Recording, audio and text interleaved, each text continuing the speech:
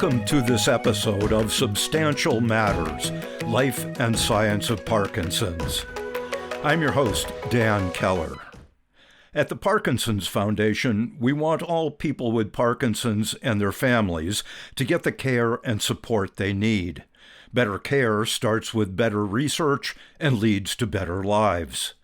In this podcast series, we highlight the fruits of that research, the treatments and techniques that can help you live a better life now, as well as research that can bring a better tomorrow. Bladder issues are a common problem for people with Parkinson's disease. They may experience urinary frequency, urgency to void, leakage, or the very bothersome and sleep-disturbing condition of needing to get up at night to use the bathroom called nocturia. Our guest today, Dr. Ankita Gupta, a urogynecologist at University of Louisville Hospital, discusses these problems and some of the remedies for them. We also talked about how these medical problems and their symptoms can contribute to social isolation and even fall risks. A lot of people may not realize how Parkinson's can affect the bladder and how common the problem is. So I asked Dr. Gupta to give an estimate of how likely it is to develop urinary problems. So I think the numbers for the incidence of bladder dysfunction among Parkinson's patients vary a whole lot based on which study you look at, but we know that they're anywhere between 20% to 96% of patients with Parkinson's will report some level of lower urinary tract dysfunction. A lot of that is multifactorial, so there are more than one things that affect your bladder. The two most common things that we see in our practice is age. So as patients get older, whether or not they have a history of Parkinson's, they kind of have more of that predisposition towards urinary symptoms. And then the second thing is Parkinson's itself causes some neurologic dysfunction. So it affects the autonomic nervous system, and that can kind of exacerbate or worsen both urinary and bowel symptoms in patients who have Parkinson's. Right, and I guess there's possibilities of medications, and everybody's walking around with a water bottle, so you really have multifactorial stuff to sort out. Yeah, definitely. I mean, definitely kind of lifestyle and medications play a big role in that. There's also some differences in gender. So we find that people who have male anatomy, because they have a prostate and a longer urethra, they tend to have more difficulty with voiding, initiating stream, kind of hesitancy kind of symptoms, whereas women, because they have shorter urethras, tend to have more symptoms with leaking and urgency frequency. That's not to say that that doesn't overlap some regardless of gender, but in general, men tend to have more retention symptoms, whereas women tend to have more incontinence symptoms. And the treatments for those can be a little bit different. Just like the interventions and the management, all of that is a little bit different based on gender.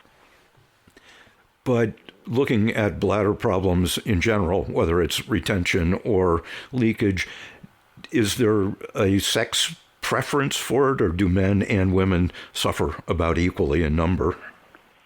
You know, it's interesting. There is some data about that. What we find based on larger epidemiological studies is that women tend to have more symptoms, but men tend to be more prone to seeking care. And so there is definitely a difference in the kind of care-seeking behaviors between the two genders.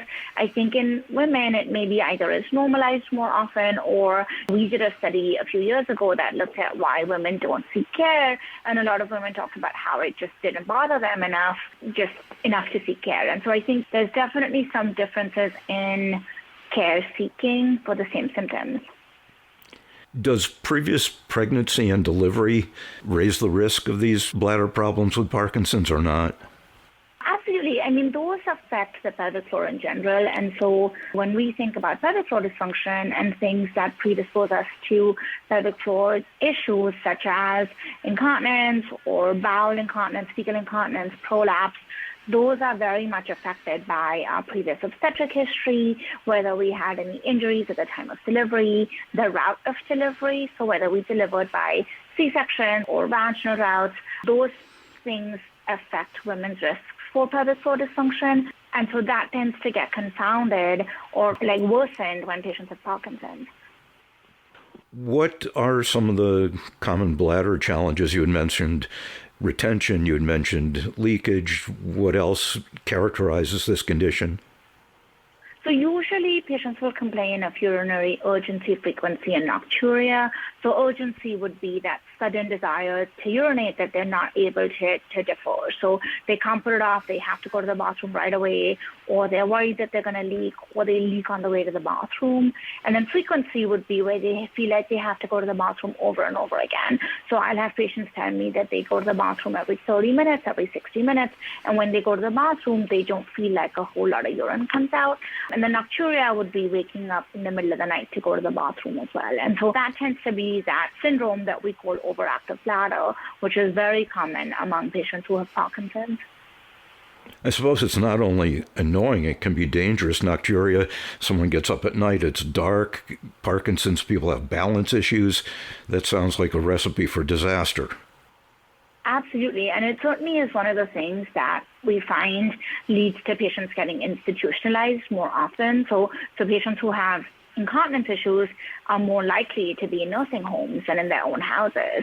And one of the things that we talk to patients about very often is how close is the bathroom, making sure that they have access to a bathroom, especially at night, making sure they don't have any obstacles, so making sure they don't have any rugs that could move, because one of the things we see is patients fall on their way to the bathroom because they're trying to make it over there so quickly. Can these problems lead to social and emotional challenges? Absolutely. And one of the biggest things that I talk to patients about is quality of life, because when we talk about incontinence, it's really the impact of incontinence on quality of life.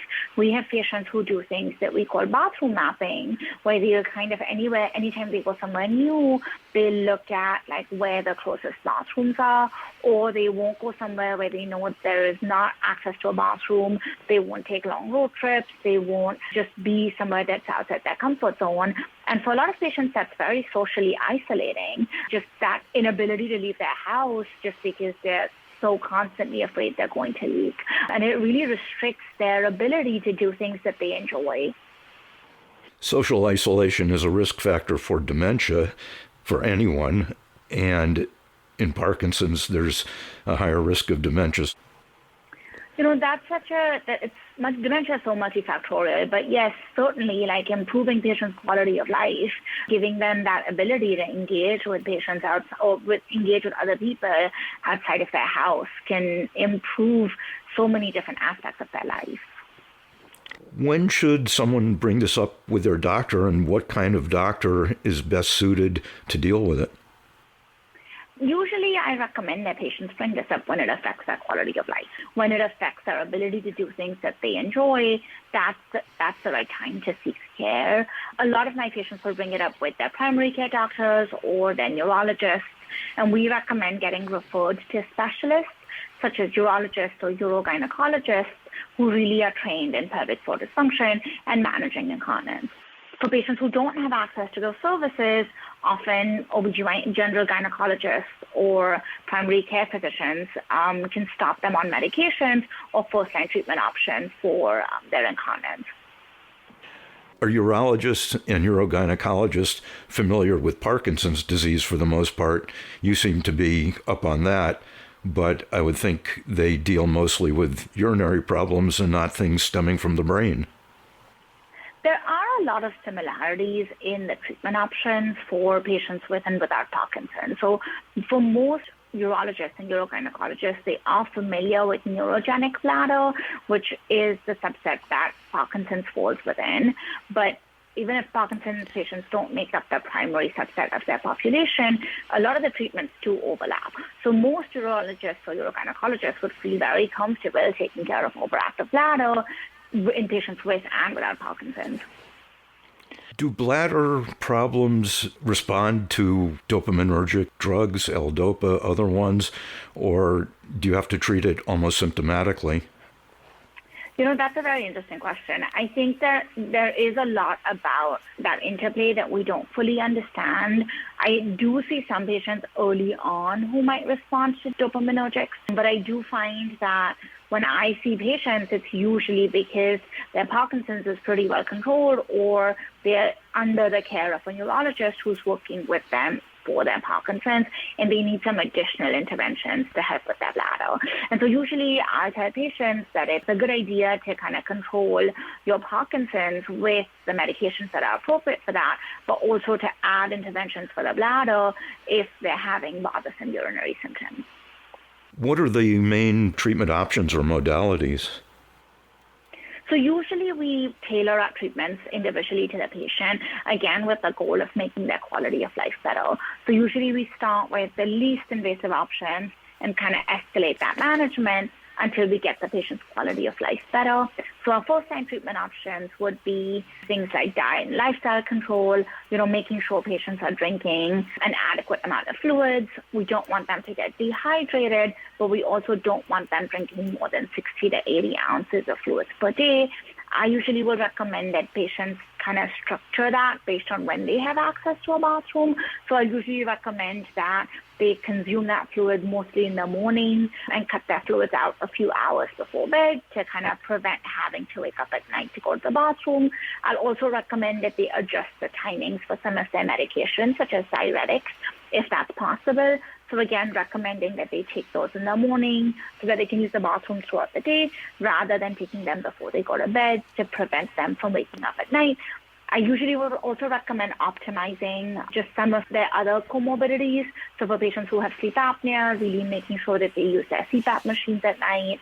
There are other interventions that fall in that first-line treatment. So that would be something like pelvic floor physical therapy, bladder retraining, scheduled voiding. There are quite a few things that we can do that don't involve medications that can significantly improve the quality of life for patients. You had mentioned diuretics. There's certain things that are non-drug diuretics. What about coffee or tea consumption or colas containing caffeine and things like that? Do those affect bladder problems? They certainly do. There are a lot of bladder irritants or foods that make us urinate more often. I tell patients to cut down what they're drinking as far as non-water drinks. So definitely cutting down on that caffeine, tea, soda kind of beverages. Aerated and caffeinated beverages tend to be the worst. And I find things like diet products, diet sodas really tend to affect patients' urgency and frequency symptoms. What about things for women like Kegel exercises or other pelvic floor musculature? Yeah, definitely working with a pelvic floor physical therapist can be very beneficial. I like to kind of use the metaphor that, if you were working out on your own versus working out with a, physical trainer, that's kind of the difference between doing Kegel exercises at home versus doing pelvic floor physical therapy with an actual trained physical therapist.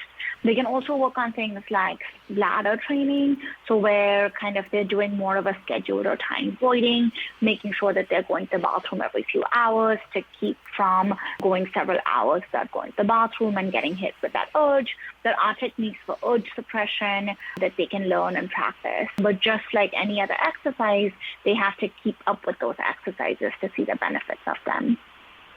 Right. This can be a sensitive topic for people, so what advice would you give them who might feel hesitant to bring it up with their doctor? That's one of the biggest reasons I went into urogyne, because I find that in general, people feel so ashamed or embarrassed to talk about this in front of their physicians, their family members. But usually I'll tell people it's so common. It really affects more than 50% of women. I always will joke with my patients that if you brought it up with your friends, I bet you most of your friends are leaking as well. Or if someone tells a joke when you're at brunch, like look around and see how many people cross their legs, and that's everyone who's leaking, And so it's really just very, very common among women. And so one of the biggest things is there are treatment options. So we need to stop normalizing it. We need to kind of bring it up and say, this is something that's happening to me. What are things I can do to make my quality of life better? And there are people like us, there are urologists and urogynes who are deeply passionate about this, and we want to make people's lives better. Does surgery ever enter into it? I know they have all sorts of things to tighten up urethras and things. Yeah, there are definitely some procedure options that can help with incontinence. Usually, if we fail first-line treatment options, we typically would try medications. So there are different classes of medications that we would use. And again, for Parkinson's patients, we try to stay away from anticholinergics because those can predispose patients to falls. So we try to use beta agonists. And most of the time, we want to try and fail at least one medication before we move on to any kind of procedures. But there are different procedures we can do. There are bladder pacemakers that we can use. There are injections we can do in the bladder of onabotulinum toxin, which, a lot of patients with neurological complaints might be familiar with. We have like slings and injections we can do for patients who leak when they cough, laugh, and sneeze, which is a slightly different type of leaking than the overactive bladder we were talking about before. There are ankle stimulators, implantable device, really just a host of procedure options that we can offer patients when medications don't work. I was talking to a urologist some years ago who was talking about botulinum toxin injections, and I said, well, how frequently do you do them? And he said, when the patient comes back and tells me that they need it. So. Yeah, they really do have a wide variety of how often they last for. The recommendation is somewhere between 6 months and 18 months. So for most of my patients, I'll touch base every 6 months and see kind of where they are with symptoms. But usually we see that the effect lasts about 6 months. So usually I'll tell patients twice a year is what they can expect to repeat their botulinum toxin injections. Is there anything important we've missed or interesting to add? There are some other risk factors that you want to bring up to your physicians sooner rather than later. So if you ever see blood in your urine, if you are having recurrent UTIs or bladder infections, if you have burning when you urinate, those are definitely things that you want to bring up sooner rather than later. But I think for the most part, just to remember that you're not alone. And it's very common for people to have bladder issues. And if you bring it up and get the help that you need, our goal is to make your life better. Well, I appreciate it. Thank you. I think it's good practical advice for people who may have the problem and were a little hesitant to address it. So thanks.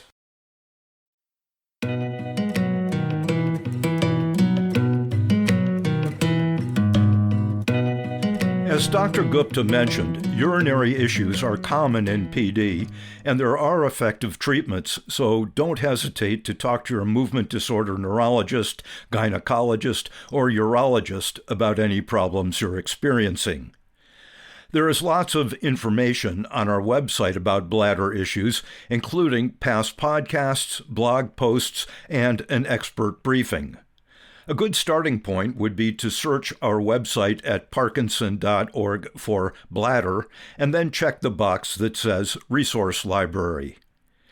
As always, our PD information specialists can answer questions and provide information in English or Spanish about this topic or anything else having to do with Parkinson's. You can reach them at 1-800-4PD-INFO. If you'd like to leave feedback on this episode or to let us know what other topics you'd like us to cover, visit parkinson.org/feedback. Be sure to subscribe and rate us on Apple Podcasts or wherever you get your podcasts. At the Parkinson's Foundation, our mission is to help every person diagnosed with Parkinson's live the best possible life today. To that end, we'll be bringing you a new episode in this podcast series every month.